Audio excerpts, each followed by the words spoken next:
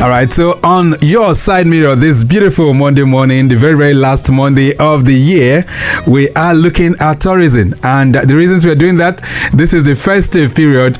And at this time, there is a whole lot that we can really get. But in all of this, what can we do really to make things much better? That's why we're sinking our teeth into tourism as a catalyst for economic growth in Nigeria. And we're transporting your imagination all the way from Lagos to Kano, which is 992 square kilometers away from us if you're going by road, or perhaps 764 kilometers if you're flying by air. And joining us on the program, Dr. Munzali Dantata, who is a lawyer, businessman, and tourism expert. He is a former Director General, National Institute for Hospitality and Tourism, talking about NIHOTOUR. He is also Chairman, Board of Trustees, Federation of Tourism Associations of Nigeria, FTAN. And Dr. Dantata, it's nice to have you join us on the program. Good morning. Good morning, Mr. Oteri. Thank you for having me. All right. So how is Kano this morning? Oh, Kano is very good today. The sun is out. It's very warm and bright. Great. All right, then. So we will come to your recently published books, which you released recently. But first things first, give us an overview of tourism in Nigeria. If you had to describe it, how would you do that? Well, if I was to describe tourism in Nigeria, I would say it's average. It certainly is not on the high side. When you're talking about Africa, there are a lot of countries that are way ahead of us. But all the same, I would say that tourism has not fared too badly.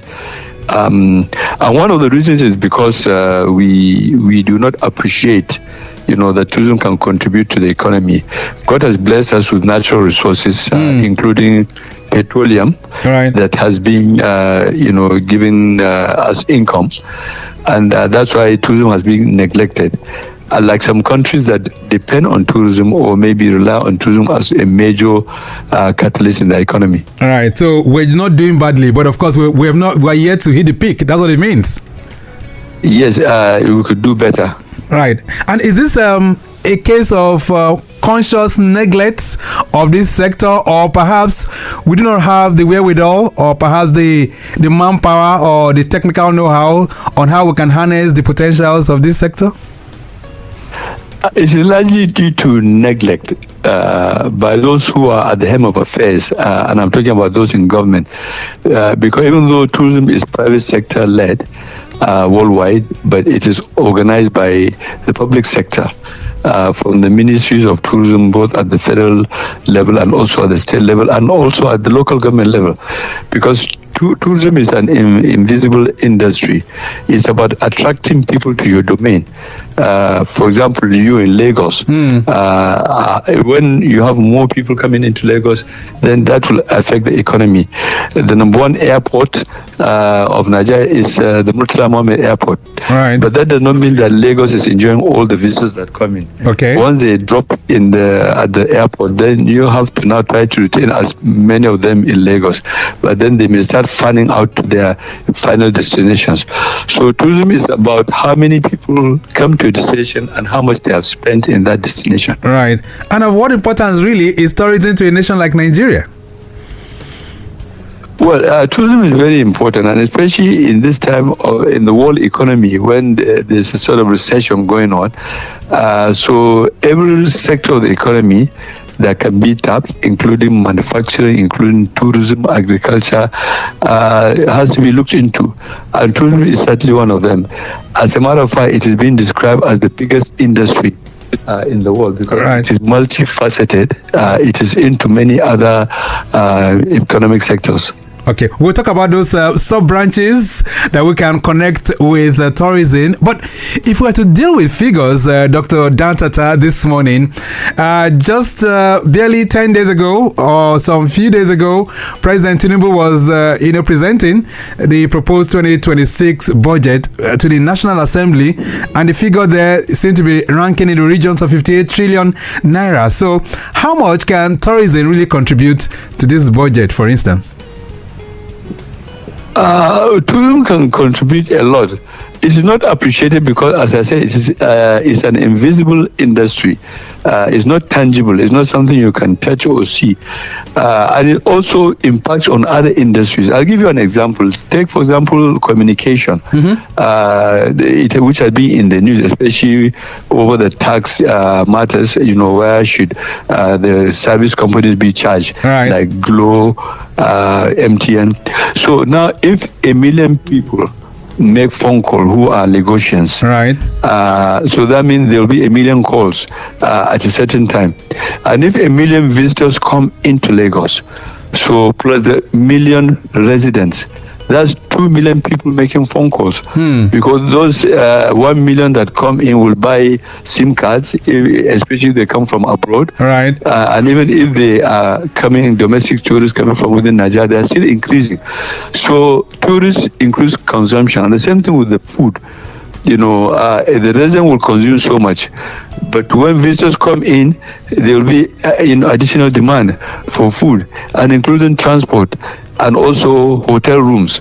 So a lot of time tourism is not appreciated, and that's why the World Tourism Organization some years back came up with what they call the satellite account, to try to appreciate the impact of tourism, so that it could be made known to decision makers, let them appreciate, so that when they come to passing budgets, like the budget you just talked about, presented to the National Assembly, they will allocate enough resources to tourism ministries and tourism organizations, so that they can also improve on their jobs. Okay, then. So I know that some experts earlier on in the year did say that for the year 2025, Nigeria could make as much as 7.5 trillion naira from tourism. They've also projected that over 2.5 million jobs can be created, but it appears we are far away from that. I mean, when you consider even the total income that Nigeria has generated this year, the figures I have before me seems to suggest just barely over 10 trillion naira. So I'm very, very sure tourism wouldn't have done as much. But for what you've described, it appears we've not been able to really understand how we can really classify tourism in Nigeria. There are some subsects which you have mentioned, which a lot of times seem to stand alone instead of being added to the tourism profile. Talk to me. What are the subsets that will make up tourism if you're going to really make something out of it? Well, there are many subsectors in tourism. Nowadays, you hear classifications such as ecotourism, business tourism, educational tourism, because religious tourism. Once a person moves from his domain to another domain, for whatever reason, then it's you add tourism to whatever he is going there for. So, for example, when medical tourism is about traveling to another destination within your country or outside for medical purpose. And I just mentioned educational tourism. I mentioned cultural tourism, and also wildlife. People may want to go and see. So there are many subsectors in the sector, in the industry, and so people travel to certain places to enjoy those particular services. A lot of destinations are famous for a certain aspect of tourism. Yes, which is very, very true. And I know that we'll be touching base with some of those sectors. But I'm just thinking, for us to really come out with a comprehensive tourism policy, so to say. You just mentioned right now, if 1 million people come into Lagos, that's an additional, right? They're going to eat food, yes. They're going to transport, they're going to do but a lot of times those areas that you've mentioned, they're not classified under tourism. Transportation will say, we've raked in 1 million more people, but they won't add it as part of tourism. So how can we come up with a comprehensive document that will say this is the tourism blueprint for Nigeria? Well, that is true. I would like to mention that there's a tourism master plan for Nigeria, which was done more than 20 years ago, and some of the states also have their own state tourism master plan, and also the tourism policy of Nigeria and also the tourism policies of the states, and even some local governments that are tourism conscious. They also go out of their way to design their plan, because I always say tourism is about making money. As far as I'm concerned, if money is not being made by that locality, then to me it's not tourism. I'll give you an example. When somebody comes to your restaurant and eats, you make an income, or he comes to your hotel or supermarket. The same thing with the country or locality. You have to physically visit a place to enjoy the tourism product. Okay. But you don't have to visit. For example, many of us have never been to Japan, but we are enjoying Japanese products like their vehicles, Toyota, right, their radios, their computers. But to enjoy Japan tourism, you have to go to Japan. And then go to that side, just like Dubai, which is a popular tourism destination for Nigerians. So the first thing is to attract the tourists to your domain, and then you pick their pockets. Tourism is a legalized picking pocket. So you by picking pocket, I mean by making them spend money. That's right. Paying for the services, for transport, food. So. And a lot of the decision makers do not realize that. So some may spend money, for example, the Christmas and New Year, is just on now. Right. And there's been a lot of festivals.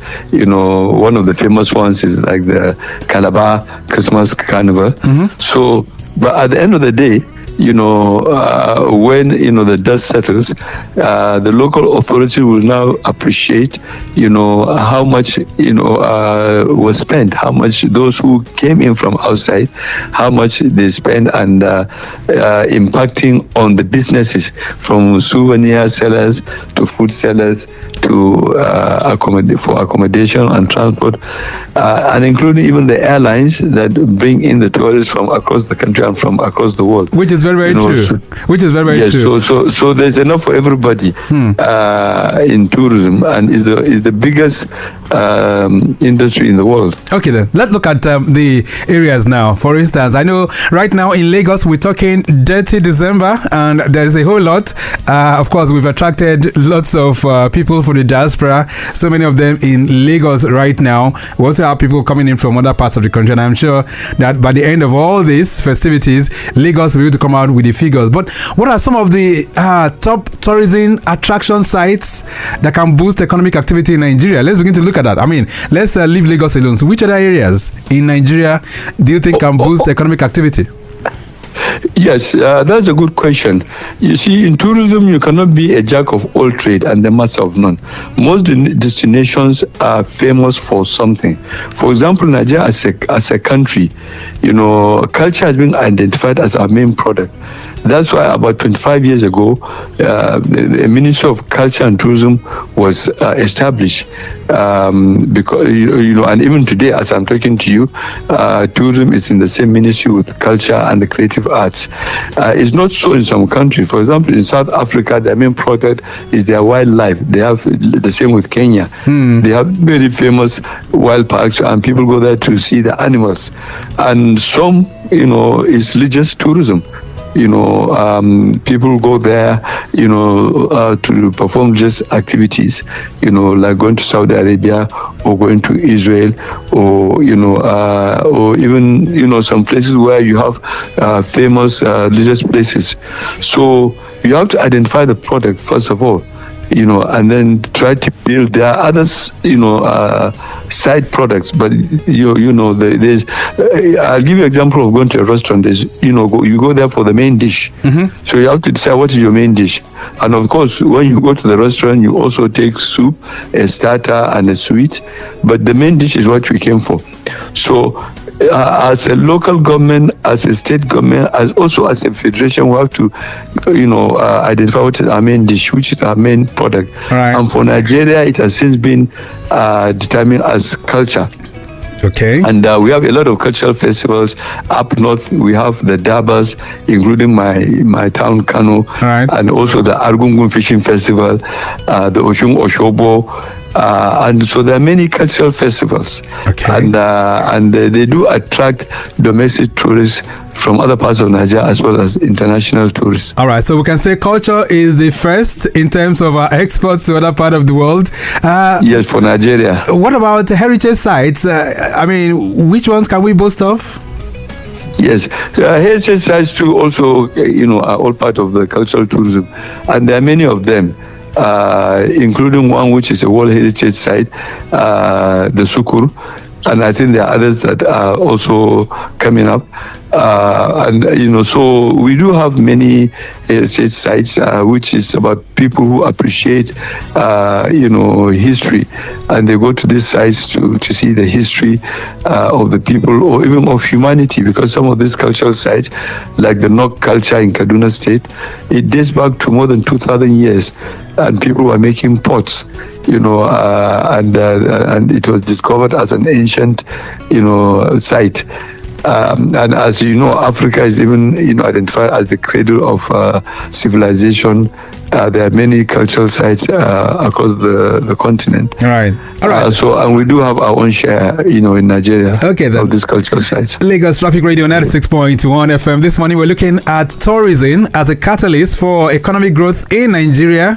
And if you're wondering who is taking us on this excursion, I have Dr. Munzali Dantata, who is a lawyer, businessman, and tourism expert. Of course, he's former Director General, National Institute of Hospitality and Tourism, and also Chairman, Board of Trustees, Federation of Tourism Associations of Nigeria, FTAN. Let's get back to the roads before we continue the conversation. Of course, those of you around the Ikorodu Road, things are still looking relatively cool and calm in those areas. No major worries if you're coming in from the inner part of Ikorodu this morning. The update from Ekpe says free flow of traffic from Mojoda, linking up with Itamarun, Itaopo, as well as Ayeturu. All those corridors looking pretty good. We also have it good inwards General Hospital T Junction, and then linking up with Temu, Okeosho down to K2, all looking pretty good as well. Very good movement as well from T Junction connecting Alaro City and Elerogbe, Okeogun, Ibeju, Kara, as well as Eliganza down to Kayeturu and Eleko Junction, looking pretty good. The return journey is very much in good shape as well, and no major worries. The main connecting points to the island, the Third Mainland Bridge receiving with good vehicular flow, still very good at the moment. Qatar Bridge is also looking good, and then the Eko Bridge not bad at all, even though you have it slow if you're driving in from Nepa inwards Akpongpong, but all things still looking very, very good. Very, very shortly, I'll allow you to join the conversation as well, but let me still continue this dialogue with Dr. Dantata. So let's get to the ancient city of Kano, which is supposed to be a tourist city too. How is Kano really when we talk tourism? Kano is one of the tourism destinations of Nigeria, popular. At one time, it was even leading Nigerian tourism way back about 40 years ago when the famous Bagauda Resort was built. And I can remember I was in university when President Obasanjo, when he was head of state, and Yaradua was his chief of staff. Right. They held a retreat in the resort. Okay. And there was a civil war in Chad, and they called the rebels and also the government to come and have peace talks. So they camped them at Bagauda, which was the leading holiday resort at that time, and they resolved the Chadian crisis. Obasanjo came and opened the retreat and went back, and Eradua stayed with them for more than 2 weeks, and they eventually resolved. So Kano had, and then also there's the Daba, which attracts people every year. Okay. It's the leading Daba. There's many Dabas across the north. Most of the Muslim Emirates, they have Daba because it's associated with the Salah, which is a Muslim festival. But Kano Daba is on top, of the list of Dabas. So Kano has always been doing well in tourism. All right. And it's a historic city also. So I'm looking through the years now, because we know Kano, and of course from history we know Kano is a place that you mentioned when you talk tourism. So, but can Kano of yesteryears be compared to the Kano of now? Honestly, I would say no. Tourism, has not been, doing as well as it. Even the Bagauda I talked about is now defunct. People hardly go in, a place like Obudu Ranch, which I've been to several times, and I'm very proud of and happy with what the Cross River is doing there. But at one time we were the leading, resort. But now, the resort, has fallen into bad times, and but I will not pin it on Kano. I would say tourism, a lot of destinations, are not doing as well as they should because of lack of patronage, and also because of the general situation. First of all, the tourism is funded by disposable income. So when the economy is not doing well, people, may not visit this tourism destination as much as they should. And also there's the security problem. So a lot of destinations, apart from those which are in the state capitals. Okay. Bagauda, which I mentioned, is outside. So, but within the state capital, which is where the Daba takes place, so they are still, managing to survive. All right. They say transportation is a driver for other sectors, tourism inclusive, and there's one role which your family, when we look at the Dantata family's history, there's a role that your family has been playing in terms of developing tourism through the railways. I need you to talk to that, really, because I know your dad, Alhaji Aminu Dantata of blessed memory, he did a lot in that regard. Talk to our listeners this morning. Okay, the railway you are talking about is relegated to the history, of course. People now, when they come into Kano or they go anywhere, it's mostly by air or by road. I recently wrote a book, which, if that is what you're referring to. Yes. Which is like my memoir. I was born and brought up in Kano, and the railway boosted the image of Kano. Kano has always been around, well before colonialism. When the Trans-Sahara trade was booming, and Kano was like the last stop, on our own side. Right. When the North Africans, came.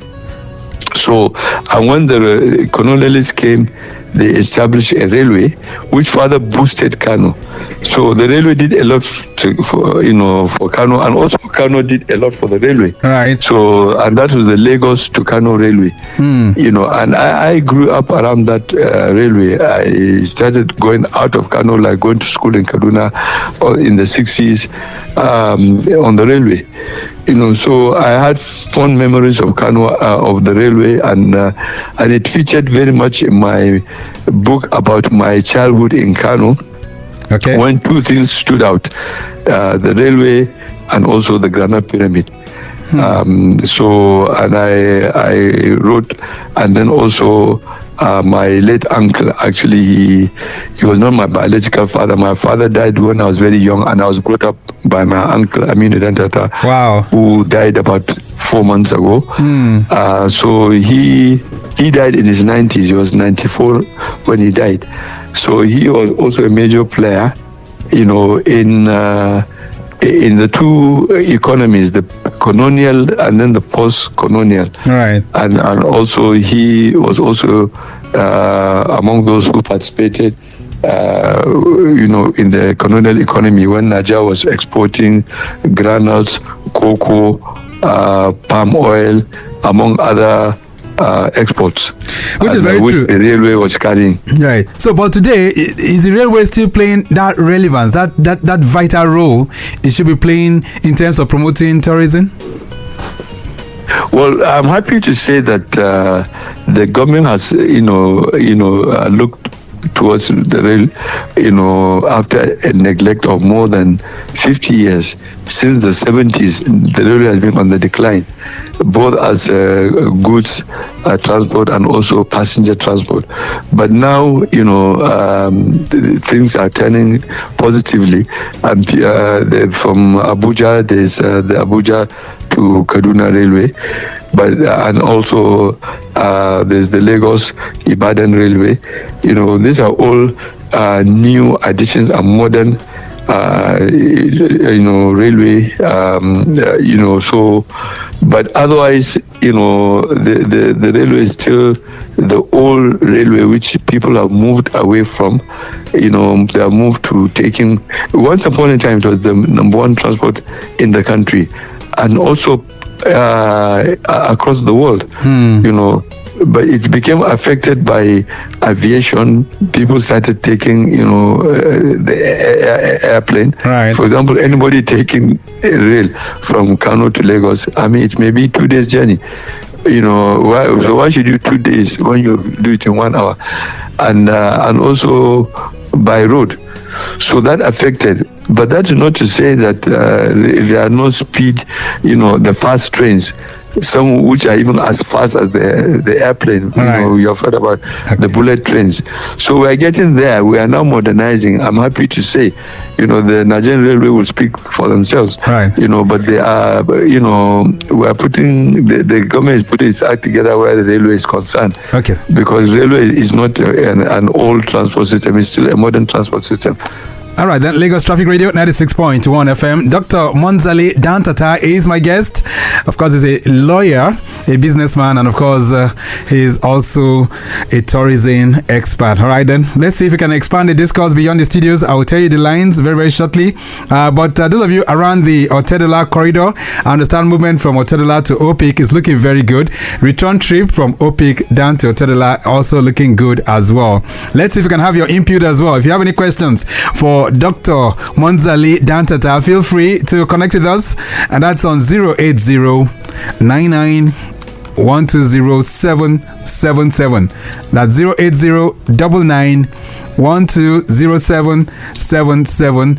The program is also being streamed, by the way, so if you also want to connect with us, feel free to do that. You can also try that's 091-5387-7127. That's 091-5387-7127. All right.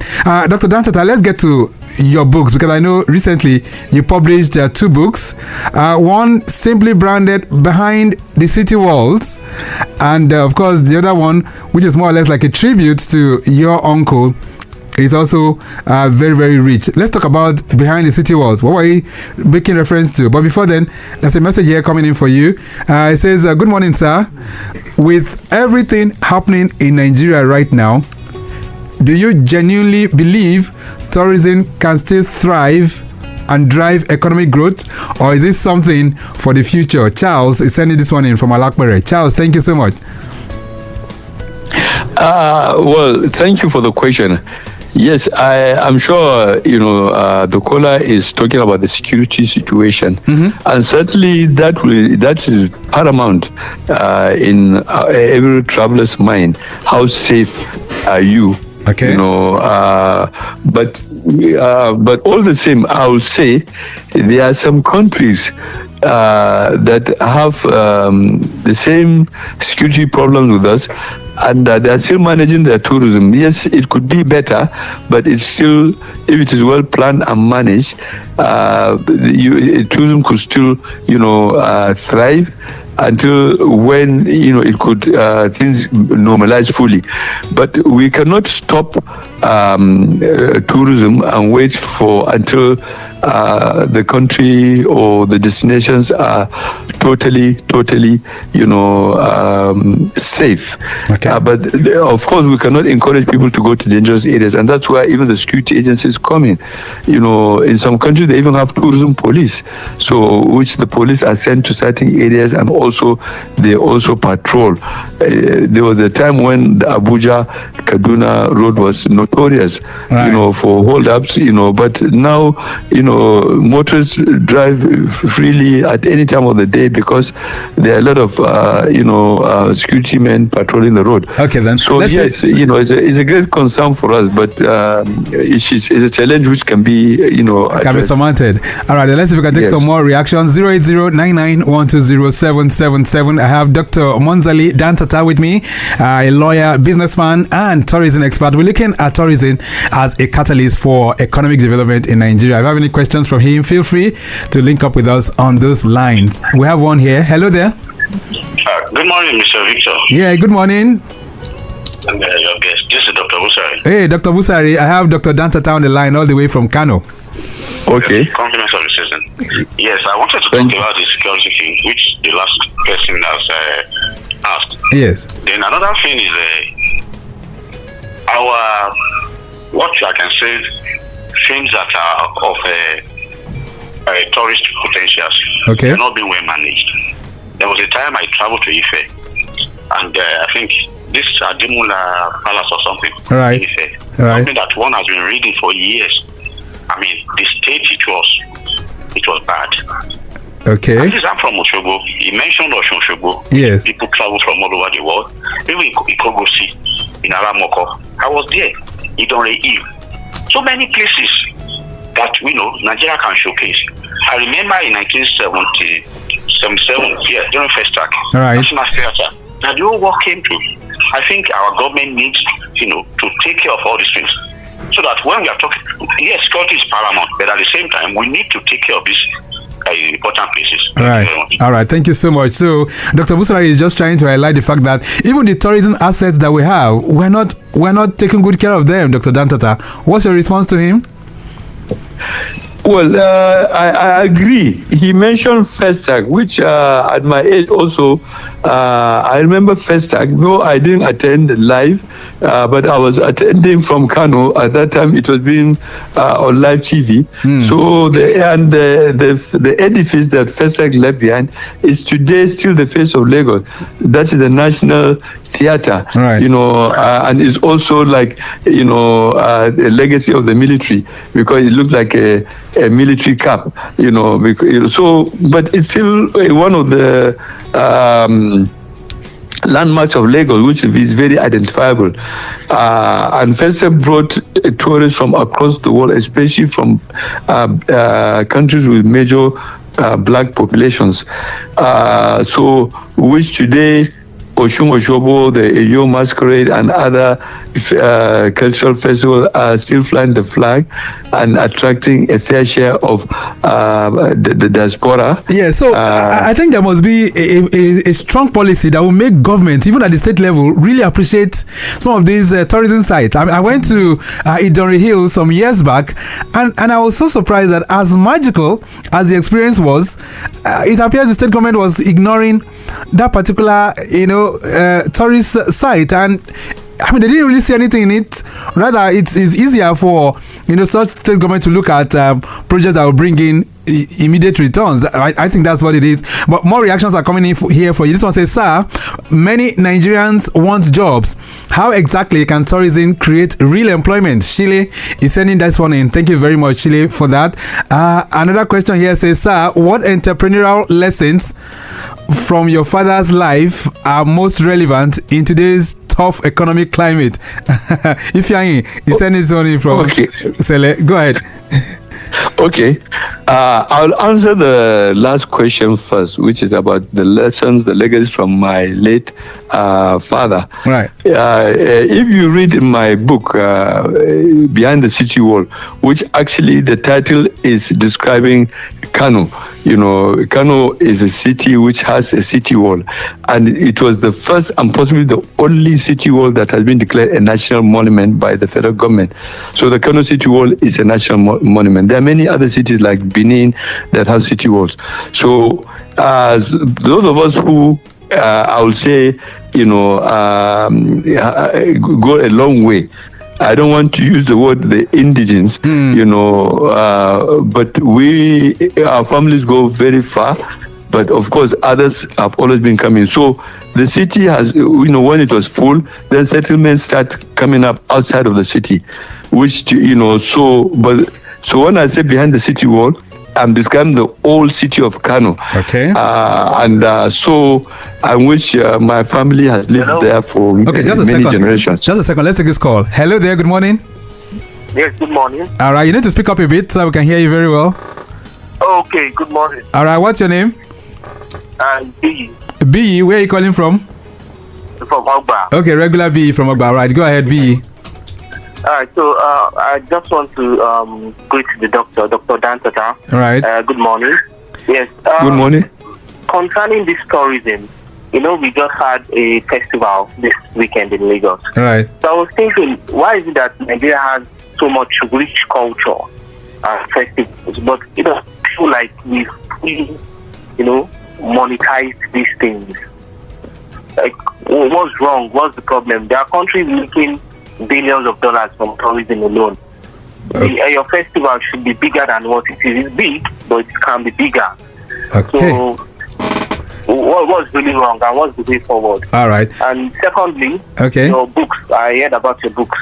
Can we get them online, please? Okay. Can you get the books online? Yes. All right. Personal question. B, thank you so much. Okay. All right. So I appreciate your responses. These are very short. Okay. If I may quickly finish answering so the legacy, which my father said is we all lived by selling something, in Kano, and the unemployment. It's something that came with modernity, with colonialism. But in most cities, not only even Kano, where you have cooperatives, many are farmers, many are weavers, some are blacksmiths. So in Kano, when you go around the old city, you find that districts are named after the professions, like the tanners who tan, the weavers who make cloth, those who make food, and so and the builders, just like in the medieval Europe, where even names you hear somebody being called Mr. Cook or Mr. Shepherd or Mrs. Sacha, so the same thing with our names. A lot of names are associated with economic activity, and that is what will drive our economy today. All right, quickly we should now. all be proud of something. Right. So quickly, from B's question quickly, how come we're not able to monetize these festivals, these rich cultural things that we do in Nigeria? He's just talking about the Your festival, which you just done. I mean, how come we're not able to generate money from it? Quickly. Well, I would like to say that money may have been generated, but the caller may not appreciate, neither do you. Because when even those who come as vendors, selling souvenirs, sometimes the government does not have any mechanism to monitor, just like maybe entering a fuel station and then the pump is quoting how much fuel you have taken. So there are some invisible incomes which is not appreciated, but tourism, once it impacts on that locality, like when people now come there, some people are selling pure water, some are selling scratch card. I talked to you about the phones, and some are selling, other items. All right. So yes, but it's left for government to now come up with a mechanism to monitor, so that future, policymakers will appreciate and allocate more money for tourism. All right, your books. Because that tourism is also contributing. All right, so your books, are they online? I mean, what are the ways that people can get these books? They are not, but I appreciate the interest, and I'll still put them online, and also, and I'll let you know when they are online. Okay, then. So we have to run this off right now. But I mean, in projecting forward, where do you see Nigerian tourism in the next 10, 20, 25 years, Dr. Dantata, as we round off the program? Well, I see Nigerian tourism growing in the next 10, 20 years because, first of all, the market is there. We're the most populous country on the continent, and that's a big market. When you have a lot of people who are moving around, already the domestic market is left. It's left for us now to market ourselves internationally to now get the other side of the coin, which is the international tourism. But you cannot have international tourism without a domestic tourism. All right. We'll leave it at that for now, and we hope to have you in Lagos someday so that we can really look at other areas, because I see you are very rich indeed, and we can take a whole lot from your pool of wealth. Dr. Dantata Munzali, it's nice having you on the program. Thank you so much for connecting with us. Well, thank you for inviting me, and I look forward to visiting your studios in person. All right, then. That'll be very good.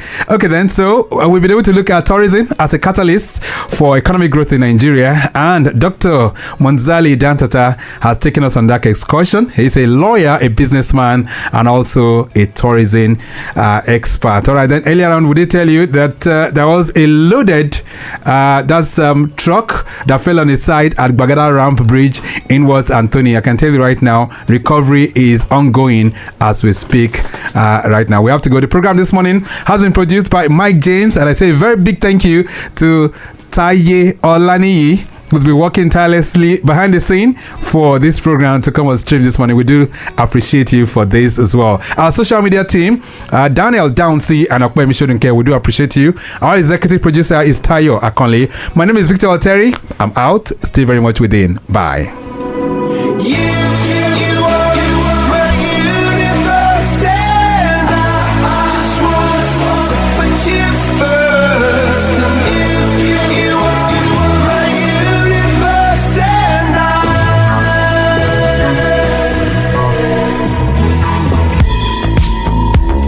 In the night I lie and look up at you. When the morning comes I watch you rise. There's a paradise they couldn't